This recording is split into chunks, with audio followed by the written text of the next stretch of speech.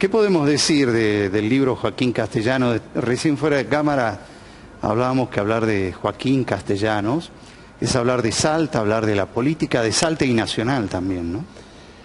Así es, yo creo que Joaquín Castellanos hasta ahora era muy conocido por el tema de su obra, de su vasta obra literaria, es un poeta consagrado, ganó los Juegos Florales, que era un famoso certamen que se hacía a fines del siglo XIX, le entrega el premio el presidente Julio Argentino Roca, a pesar que él era la famosa época de la causa contra el régimen, entonces estaba opuesto a la presidencia de Roca. Fue un revolucionario Joaquín Castellanos. Exactamente, en ese sentido. La revolución de 1880 por la federalización de la ciudad de Buenos Aires. Él estaba a favor que la capital federal de la República Argentina fuese la ciudad de Rosario, yo también, a pesar de los problemas que actualmente tiene Rosario, pero geopolíticamente a mí me parece que era una visión importante. Lucha en la revolución de 1890 también, ahí en ese caso por la pureza del sufragio, por las elecciones libres, va a ser 3 veces diputado provincial por la provincia de Buenos Aires, 2 veces diputado nacional, una por la provincia de Buenos Aires, otra por la capital federal, y va a ser el primer gobernador de Salta electo por la ley Sáenz Peña. Él participa en una elección anterior donde son muy discutidas esas elecciones en cuanto al conteo de votos, y ya cuando se instaura por primera vez en Salta la ley Sáenz Peña, él va a ser electo gobernador de Salta en 1919. Y a mí me parece que es una figura polifacética, porque fue fundador del diario El Argentino, que en su momento fue un diario de gran tirada también, en la época que se discutía a través de los posicionamientos políticos de los distintos periódicos que habían, fundador o cofundador de la Academia Argentina de Letras, miembro de la Academia Nacional de la Historia también, y quien va a recuperar la figura de Martín Miguel de Güemes, que va a ser de alguna manera su espejo en política, a través de la ley Güemes de Derechos Sociales, sancionada en el centenario de la muerte de Martín Miguel de Güemes. Curiosamente, si uno ve hasta ese momento, salvo algunos argentinos y argentinas ilustres, la figura de Güemes era una figura que estaba absolutamente silenciada. Y ahí se le rinde una semana de homenajes a Güemes y oficialmente se recupera la figura de Güemes ya como el héroe que conocemos hoy. Es interesante esto que hablas de que es el primer gobernador electo dentro del marco de la ley Sáenz Peña, y hay que poner en eje lo que significa la ley Sáenz Peña para el proceso electoral, para llegar hasta esta época, ¿no?, que es verdaderamente revolucionaria. Lo que pasa es que es una época donde hay muchos estadistas en la Argentina, ¿no? Roque Sáenz Peña es uno de ellos. Hay un libro de María Sáenz Quesada sobre la vida de Roque Sáenz Peña. Roque Sáenz Peña por amor se va a luchar, o por despecho de amor, se va a luchar a la Guerra del Pacífico y es héroe peruano al día de hoy.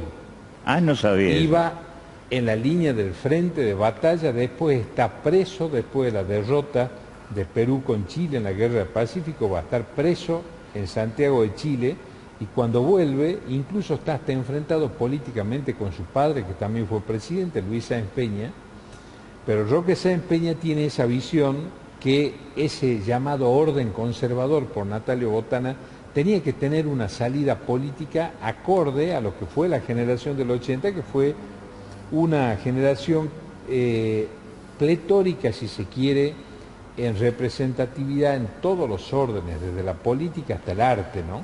El arte argentino de la generación del 80 es sublime. Sin embargo, la gran crítica que se le hace a la generación del 80, Joaquín Castellanos entre ellos, es que algunos la llamaban la generación lejana o la generación ausente, por la disociación que había entre la participación política de las masas populares, que estaba aislada de lo que podía ser el acceso al poder. Se entendía que era una élite. Exactamente. Ahí emerge, por ejemplo, una figura única en la historia argentina, que era Leandro Alem. A mí me cuesta encontrar a través de la historia universal una figura como la de Alem, ¿no? Un principista absoluto. Fue senador nacional Alem, hijo de un mazorquero de Rosas que él vio cuando lo degollaban al padre, pero él funda la política de Alem son los principios, ¿no? Y él da ese viso de popularidad que va a generar todo un movimiento, no solo de la inmigración, como se decía, sino del pueblo argentino en estado puro, que es el de la representatividad en el poder de las clases populares. Nada menos que eso. Y bueno, y a partir de ahí van a ser el primer movimiento popular argentino, que es la Unión Cívica Radical. Joaquín Castellano es uno de los fundadores, muy joven, ¿no? Algunos dice la leyenda, Gabriel del Mazo en Historia del Radicalismo dice que él da la palabra radical, que es como sinónimo de intransigencia, ¿no? De inclaudicable ante lo que era ese principio de la participación popular genuina y de que hubiesen sufragios libres. Curiosamente, después de la caída de Irigoyen el 6 de septiembre de 1930, ¿cómo se conoce esa década? La década infame.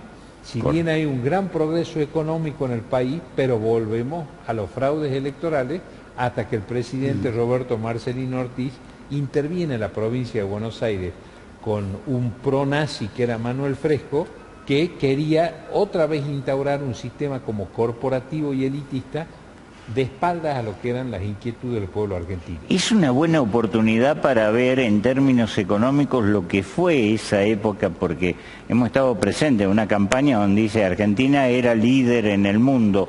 En realidad no había estadísticas muy certeras y además había una muy mala distribución. O cómo se mide ahora lo que es el concepto de bienestar integral dentro de una sociedad, ¿no?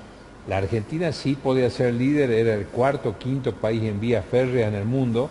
En ese libro, en el de Joaquín Castellanos, hay un trabajo que hace Mario Rapoport. Justamente él dice, que es un gran economista, él dice que la revolución del 90 en parte es hacia la pureza del sufragio y las elecciones libres, pero por otra parte también hay toda una burguesía creciente en la Argentina absolutamente incomprendida y postergada, con una crisis económica. O sea, ya desde ese entonces venimos con la crisis económica, ¿no? Pero también ahí hay que ver, en ese análisis que hace Rapoport, es muy importante el tema del rol del Estado ahí, porque ahora nos dicen que Pellegrini es como si fuese lo que hoy sería un libertario. Pellegrini, el fundador del Banco de la Nación Argentina, era amigo, a pesar de ser adversario político, Pellegrini, amigo de Hipólito Yrigoyen. Y cuando nace ese Estado fuerte en la Argentina, nace la petroquímica argentina con el general Mosconi, la siderurgia argentina con el general Savio, y la Argentina entra en el concierto de las naciones con un Estado fuerte, tenía una democracia todavía renga que se va perfeccionando. Joaquín Castellanos es el primer gobernador en Argentina que propicia el voto de la mujer y los derechos sociales, que después los va a tratar Alfredo Palacio cuando sea senador nacional, el primer senador socialista de América, y mucho después es la base del movimiento nacional justicialista. Parte de esa doctrina de los derechos sociales o de la justicia social, también hoy denostada, ¿no?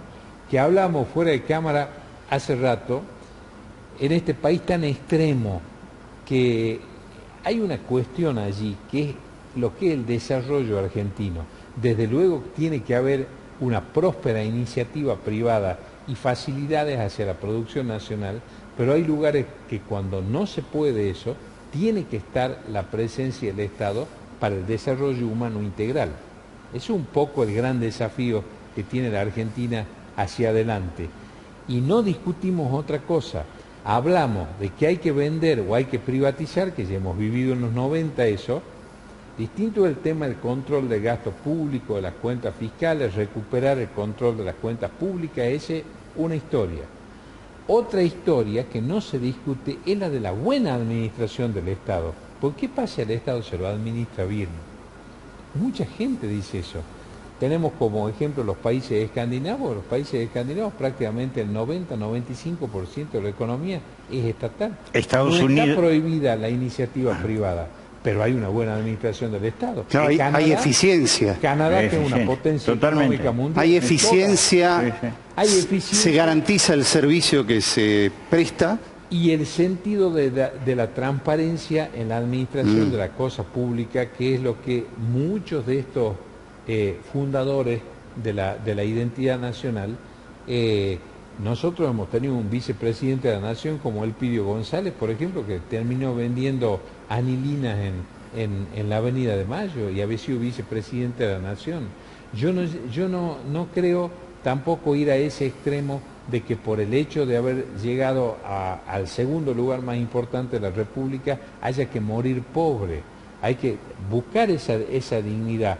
Pero sí tenemos muchos ejemplos en la Argentina de un buen manejo de la cosa pública, y que si hay empresas del Estado que son servicios esenciales, o hay recursos del Estado que son recursos estratégicos, por ejemplo, yo no creo que eso no deba ser de todo el pueblo argentino para pasar a manos particulares, porque cuidado que el capitalismo también, en los últimos 15 años sobre todo, ha tenido una concentración tal que tenemos corporaciones internacionales equivalentes al PBI de 10, 15 o 20 países del mundo, por encima de los estados. Entonces, bueno, son todas esas cuestiones que son... Bueno, hoy las grandes empresas tecnológicas son eso. Por supuesto. Totalmente. Por supuesto. Ahora, recién hablabas que Pellegrini era muy amigo de Irigoyen a pesar de no tener la misma raíz política. ¿Cómo era la relación de Castellanos con Irigoyen? La relación de Castellanos con Irigoyen fue una relación muy próxima al principio. Cuando llega Castellanos a gobernador, no, porque en realidad era el último representante del alenismo. Leandro Alén era... Digamos, la interna radical de ese tiempo. Claro, Leandro Alén era tío carnal de Hipólito Yrigoyen. Y Martín Irigoyen es íntimo amigo de Joaquín Castellanos y ha sido hermano de Hipólito Yrigoyen. Después, bueno, sobre el final de la vida de ambos, porque se mueren con un poquito más de un año y medio de diferencia, primero Joaquín Castellanos, después Hipólito Yrigoyen, Joaquín Castellanos le ofrece su servicio jurídico y se pone a disposición de Irigoyen cuando es derrocado y es detenido Irigoyen, ¿no? Que hay todas estas cosas que pasan en un país extremo como el nuestro. Decían que Irigoyen se había apropiado de cantidad de fondos públicos y de particulares, y cuando entran a saquear su casa a la calle Brasil, encontraron algunos cacharros, e Irigoyen es velado con sayal de franciscano, que fue un gran benefactor de mucha gente, ¿no? Y yo tengo en mi familia una cosa muy curiosa. Yo soy bisnieto de Joaquín Castellanos por el lado materno, pero por el lado paterno, yo hay una anécdota que cada vez que la cuento a mí me llena de emoción y de orgullo. Mi abuelo Abel Cornejo era el mayor de 16 hermanos. Mi bisabuela había enviudado y realmente estaba en estado de indigencia prácticamente. Ella le escribe una carta a Hipólito Yrigoyen diciendo que era madre de 16 hijos, e Yrigoyen le contesta en un telegrama nombrándolo a mi abuelo. Tenemos una gran diferencia de edad teníamos con mi abuelo paterno, y lo nombra a mi abuelo profesor de aritmética del Colegio Otto Kraus y sobrestante de Vialidad Nacional, donde va a llegar a ser administrador general de Vialidad.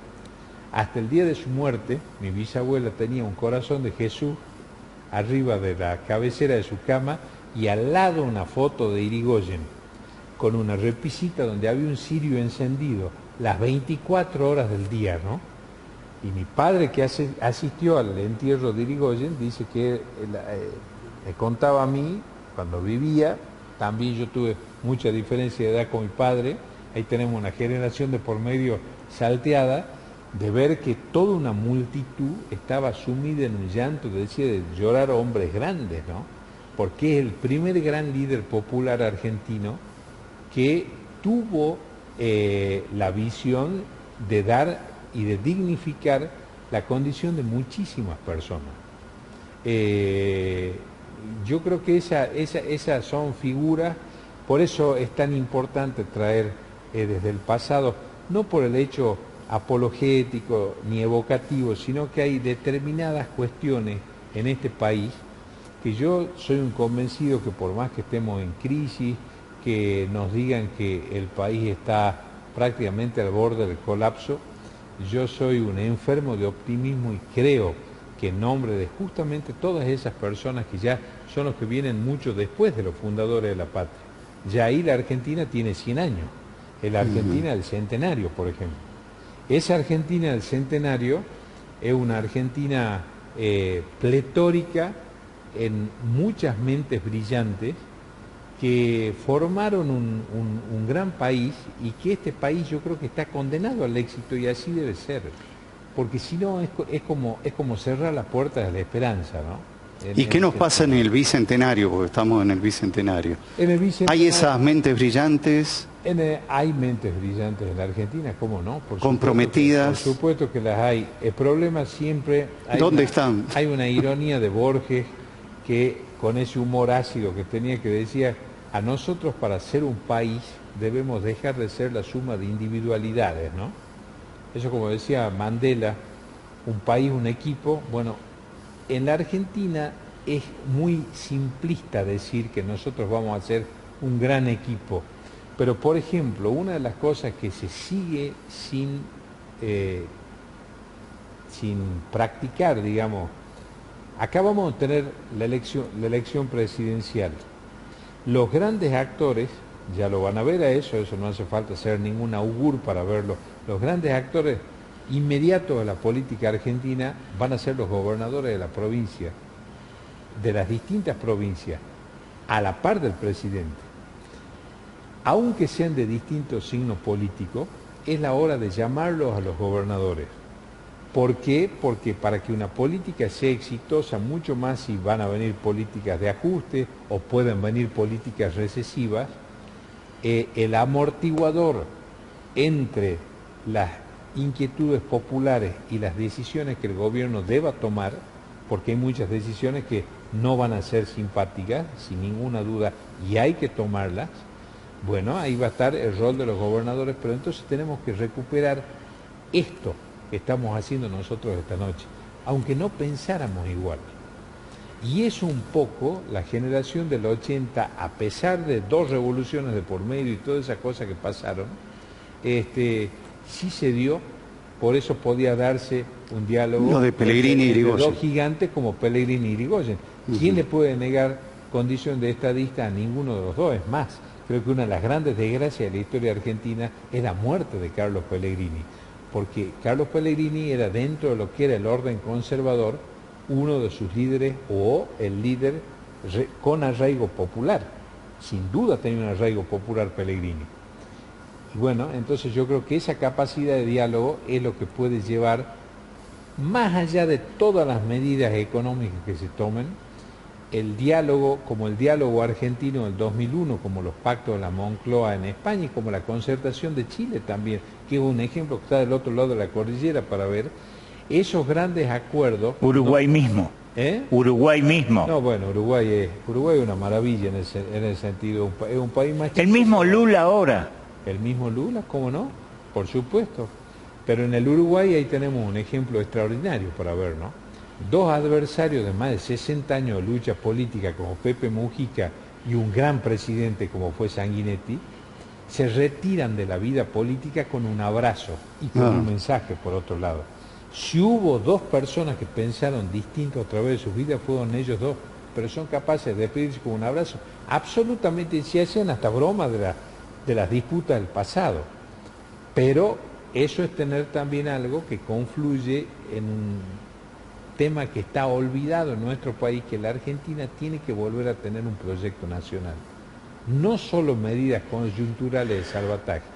Y el proyecto nacional es una asignatura pendiente. Vos sabés, Abel, que me quedé muy enganchado, estoy recuperando esto que estás diciendo, sobre nuestro tránsito de extremos, ¿no? Que no necesariamente son izquierda o derecha, son extremos conceptuales, o un Estado hiperinterviniente o la ausencia del Estado. Es decir, me parece que esa es la discusión que tenemos que tener en serio de ahora en adelante, ¿no? Y la búsqueda de ir hacia el centro, que es tan difícil, que es el término medio. No importa si hay un centro más progresista o un centro más conservador. También yo creo que tendría que haber otro gran protagonista ahora, que sea el Congreso de la Nación. El Congreso Totalmente. de la Nación cumplir el rol que tiene que cumplir, que es justamente el rol de la discusión de las políticas públicas. Ahí es donde surgen las grandes naciones. Porque además hay dos resultados electorales que es muy interesante compatibilizarlos como planteo. Hay un resultado electoral que se arma en las elecciones originales, que da una conformación legislativa en diputados y senadores, y hay un balotaje que elige exclusivamente el Ejecutivo. Entonces hay que integrar esos dos fenómenos electorales, y me parece que es muy interesante. Y ya que hemos entrado a esa hondura del pensamiento, creo que hay una asignatura pendiente también que tenemos, que creo que la Argentina tiene que atenuar el régimen presidencialista urgentemente. ¿Esta no es la oportunidad? Esta hubiese sido una enorme oportunidad.